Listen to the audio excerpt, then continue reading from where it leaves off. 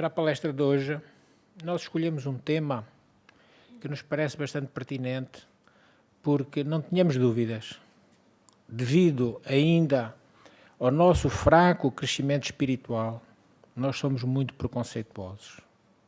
Preconceito ainda é coisa que está connosco. Vamos ver ao longo daquilo que dissermos que realmente há uma constatação de que esta verdade ainda se encontra com muitos de nós. Às vezes nem sabemos porquê, como também iremos ver na palestra. Então, num voo da British Airways entre a cidade de Joanesburgo, na África do Sul, e Londres, na Inglaterra, uma senhora branca, raça branca, talvez aparentando uns 50 anos de idade, senta-se no avião ao lado de um negro. Ficou visivelmente perturbada. Chama a comissária de bordo e esta interroga: qual é o problema, minha senhora? E ela responde-lhe: você não está vendo? Com um ar bem zangado, bem aborrecido, ela diz: você me colocou ao lado de um negro. Eu não consigo ficar ao lado de gente desta classe. Quero que você me dê outro lugar. A hospedeira tentou que ela se acalmasse, pediu-lhe calma e disse-lhe que praticamente todos os lugares do avião estavam ocupados, mas mesmo assim ela iria falar com o comandante, ver se ele teria alguma coisa disponível. Afastou-se, voltou alguns minutos depois. Minha senhora, como eu suspeitava, não há nenhum lugar vago na classe económica.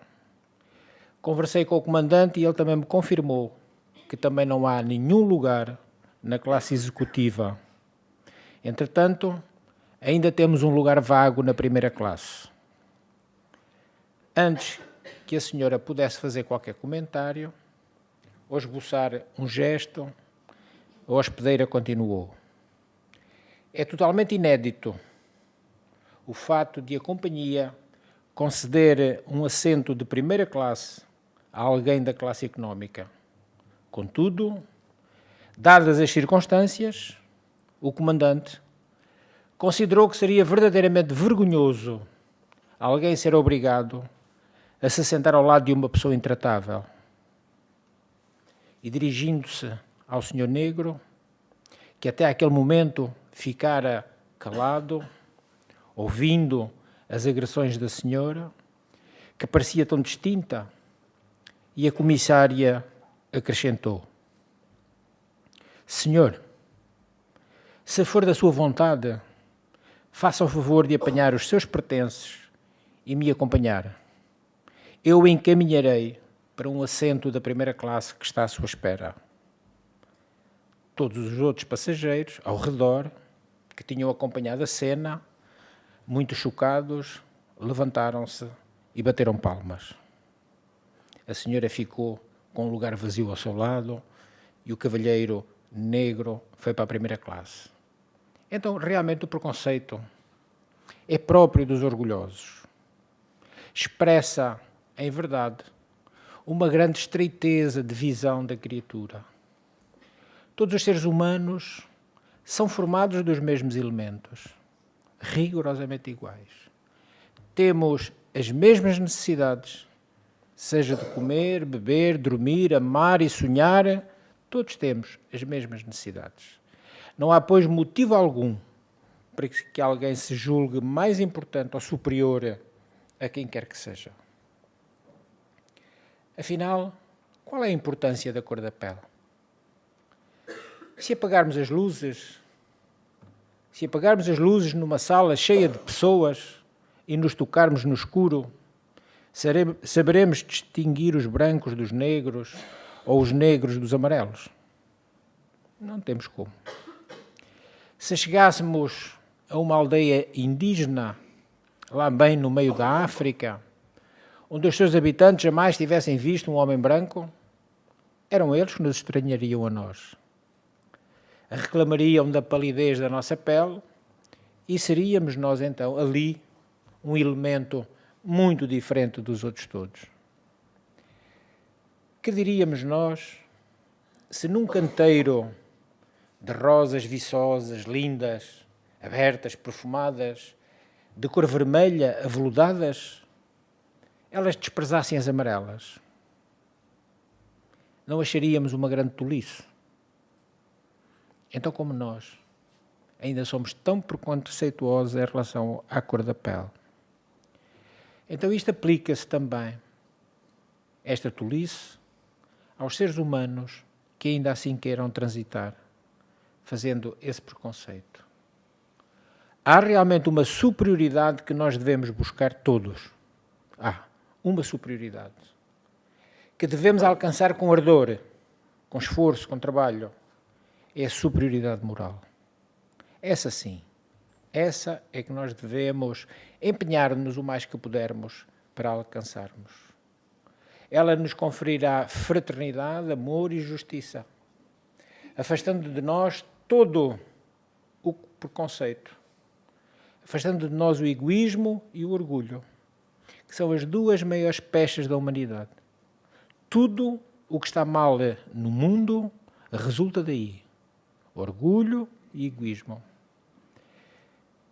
Se nos elevarmos em termos espirituais e moralmente, estaremos na verdadeira condição de filhos de Deus. E o curioso é que, na maioria das vezes, nem sabemos bem de onde promanam as nossas tendências preconceituosas. Às vezes nem sabemos bem porquê. Vamos dar um exemplo de laboratório, muito curioso. Um grupo de cientistas colocou 5 macacos numa jaula. Nessa jaula, ao centro, uma escada. E sobre a escada, um cacho de bananas. Quando o macaco subia a escada para apanhar as bananas, os cientistas lançavam sobre os outros um jato de água fria. Os que ficavam no chão eram banhados com água bastante fria. Depois de algum tempo, quando o macaco ia subir a escada, os outros batiam nele. Não queriam apanhar o banho de água fria. Passado mais algum tempo, nenhum macaco subia a escada, apesar de olhos cobiçosos olharem para o cacho das bananas. Então os cientistas substituíram um dos 5 macacos. A primeira coisa que ele fez quando entrou na jaula foi subir a escada para ir às bananas. Mas de lá foi imediatamente retirado pelos outros, que lhe deram uma valente surra. Depois de algumas sovas, o novo integrante do grupo nunca mais subiu a escada. Um segundo macaco foi substituído. E o mesmo aconteceu com o que substituiu em primeiro lugar. Assim que ele foi subir a escada, uma surra. E agora o novato também já balhou. Também já não queria que o outro subisse a escada. Foi trocado um terceiro, repetiu-se, um quarto, e finalmente o último dos veteranos, o último dos 5 iniciais, também foi substituído, acontecendo sempre o mesmo. Os cientistas ficaram então com 5 macacos que nunca tinham tomado um banho de água fria. Foram aqueles que foram entrando, mas nunca levaram o banho de água fria. Mas continuavam batendo naquele que tentasse subir e chegar às bananas. Se fosse possível aos cientistas interrogarem os macacos, perguntar-lhes, de certeza absoluta, que se lhes perguntassem porquê é que eles se batiam quem tentava subir as escadas, eles diriam, não sei, as coisas sempre foram assim por aqui, porque já não sabiam porquê que batiam. Então isto, a própria humanidade, agimos deste modo. Negamos ou afirmamos coisas porque é costume. É assim. Diz ou não o povo, Maria vai com as outras? Às vezes são hábitos que se criam, nem percebemos o porquê. Mas quando encontramos esta doutrina de luz, esta doutrina, o Espiritismo que nos ilumina, que nos concita a pensar, a raciocinar, porque é uma doutrina eminentemente racionalista. Nós temos que pensar nas coisas. Temos que pensar a respeito de qualquer preconceito que ainda tenhamos. São valores que herdamos do passado, mas é uma herança que não interessa. Herdamos e nem questionamos. Continuamos. Sem pensar se aquilo era válido ou não. Sem pensarmos se o conteúdo era útil. Se o conteúdo era verdadeiro. Alberto Einstein, esse cientista extraordinário, numa altura disse: triste época esta, em que é mais fácil desintegrar um átomo do que desintegrar um preconceito. É uma afirmativa extraordinária. Em seus pensamentos, de certeza que fulgurava a dificuldade que nós temos de nos libertar da nossa ignorância, de agir de acordo com a racionalidade e não conforme as convenções descabidas. Há tanta coisa que se faz que nem se sabe porquê. Avaliemos então muitas coisas, mas nunca ponhamos em causa diferenças de raças, de religiões, de profissões, de uma opção de vida. Cada um é que sabe de si. Não façamos mesmo também nenhuma avaliação antecipada de pessoas. Os nossos olhos veem muito pouco. Ficamos pensando que sabemos tudo e somos donos da verdade e já estamos julgando os outros. Quando, em verdade, dificilmente nos conhecemos a nós, quanto mais aos outros. Temos poucos elementos, conhecemos muito pouco para podermos opinar e julgar. Então pensamos, escudamos-nos na ideia, como os macacos, sempre foi assim. E ao pensarmos deste modo, escapamos de ter que pensar. Escapamos da necessidade da mudança, de mudarmos. Neste momento, chegamos bem próximos, quando assim procedemos, das atitudes dos animais, que apenas agem por instinto. Quando Deus, a cada um de nós, nos concedeu uma preciosidade que às vezes ainda não lhes demos o devido valor, quando Deus nos concedeu consciência, quando nós transitamos da animalidade para a hominidade, para a nossa condição de pessoas humanas, Deus concedeu-nos a consciência. E a partir desse momento nós temos que pôr de lado os instintos para passarmos a ser criaturas de sentimentos. Deixemos os instintos. Esses são dos animais. Nós precisamos de agir por sentimentos. E quando assim fizermos, sobretudo se já tivermos aprendido o que é a lei do amor, essa lei divina, da certeza absoluta que os nossos sentimentos serão os melhores e tudo faremos como sendo o melhor para nós próprios. Não queiramos mais viver na primitividade, nessa primitividade da evolução terrena onde nós já estivemos. A Terra já foi mundo primitivo. Se nós compulsarmos os valores históricos do mundo Terra, vamos encontrar esses períodos terríveis em que as criaturas quais éramos animais.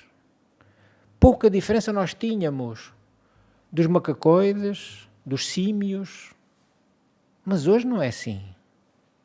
Agora temos já consciência. O homem moderno precisa urgentemente rever os seus valores. Ainda hoje, conversando com a nossa irmã Leonora, ela nos dizia, mas onde está? Onde está a transformação do mundo para mundo de regeneração? Onde está? Porque o que vemos não nos está indicando isso. E diante daquilo que nós sabemos que é a lei de evolução, em que o nosso mundo Terra forçosamente terá que evoluir, e nós, as criaturas que aqui estamos, não queremos, quanta dor vai ser necessário para que a regeneração chegue ao mundo? Quantos cataclismos naturais vão ser necessários para erradicar daqui os que não queremos, os que somos teimosos? Mas quanta dor é que nós vamos querer? Só porque não paramos para pensar. Não queremos urgentemente rever os nossos valores. A necessidade de mudarmos as coisas. O homem do novo século necessita derrubar os antigos conceitos e abrirmos as nossas mentes para as verdades novas que estão chegando a cada momento. Nunca se evoluiu tanto em ciência. Nunca. Os anos vão-se sucedendo e as invenções, as descobertas científicas em catadupa vão acontecendo. Em 10, 20 anos últimos, a ciência evoluiu mais do que nos 4.000 anos anteriores. E alguns de nós teimosos mantemos-nos nas faixas ainda do instinto. Precisamos realmente evoluir pelo intelecto, pela moralização. Foi o intelecto que, conforme Einstein há pouco dizia, foi ele que nos concedeu a possibilidade de dividir o átomo. Então precisamos também cuidar do nosso crescimento ético, não só científico, do nosso desenvolvimento espiritual, que nos fará, então, finalmente, livres dos preconceitos. Vai ser a nossa evolução espiritual que nos irá livrar disso. Que até hoje, na história do mundo, os preconceitos só trouxeram espada, divisão e sofrimento. Quando falamos em espada, falamos em guerra. Foi a única coisa que o preconceito ofereceu à humanidade. Quantas das guerras modernas ainda são resultado de preconceitos antigos que se estão repetindo no tempo? Quantos sentimentos de ódio por outras raças, por outras crenças, responsabilizando às vezes milhões pelos erros passados de alguns poucos. Mas ficou lá atrás no tempo, foi avolumando e hoje não conseguimos conceder o perdão para ultrapassar essas dificuldades. Afinal, quantos dias, quantos anos, quantas décadas, quantos séculos ainda faltam para compreender que somos todos irmãos? Que temos todos o mesmo objetivo e que não precisamos competir. Precisamos sim buscar a união para sermos felizes. Já quando a grande alma, o Mahatma, já quando Gandhi trabalhava pela independência da Índia, empenhou-se também em combater uma questão interna desse imenso país que é um subcontinente, o preconceito das castas. Há a tradição lá na Índia milenar divide a sociedade indiana numa pirâmide. No topo, os religiosos, depois os guerreiros, a seguir os agricultores, depois os comerciantes, por fim, os servos. Estas castas até hoje persistem.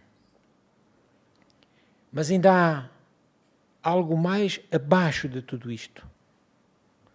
Uma categoria desprezada. Os párias.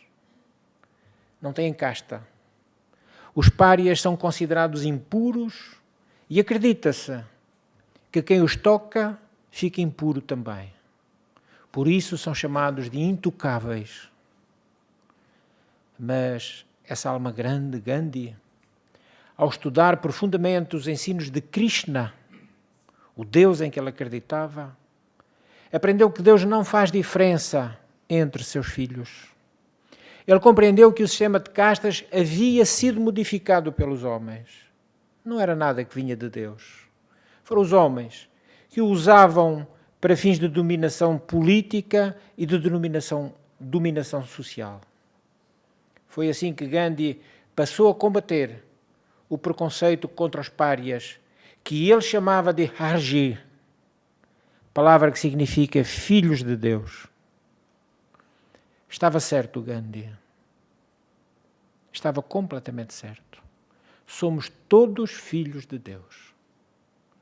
Os preconceitos que carregamos são parte de um contexto social e um contexto cultural que devemos combater.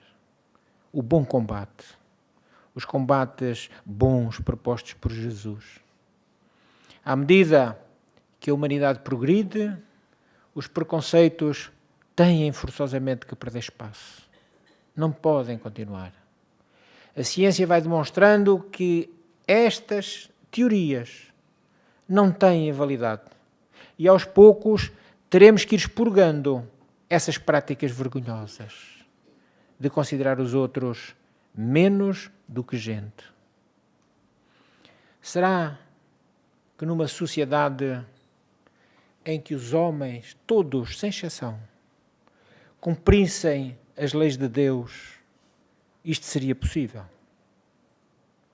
O que vocês acham? Impossível. Impossível.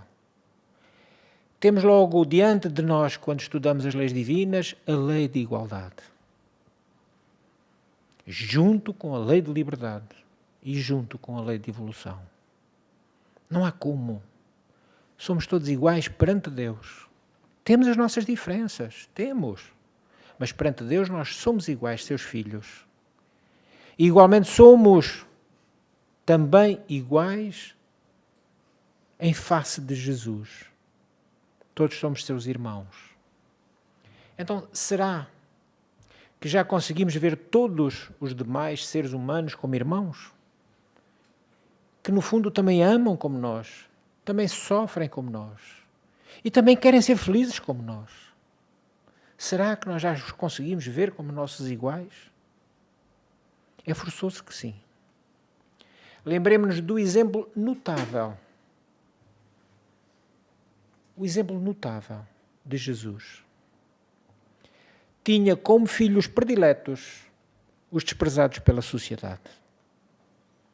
O mestre ergueu a mulher adúltera e a mulher prostituída, elogiou publicanos, que eram tão mal vistos à época, não teve medo de hospedar-se na casa de homens de má fama e elegeu como discípulo um coletor de impostos que era muitíssimo mal visto.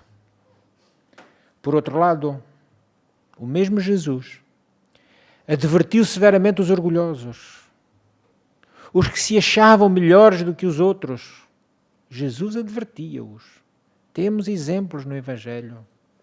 Repreendeu os religiosos, sobretudo aqueles demasiado ortodoxos, demasiado agarrados à letra que mata e não ao espírito que vivifica.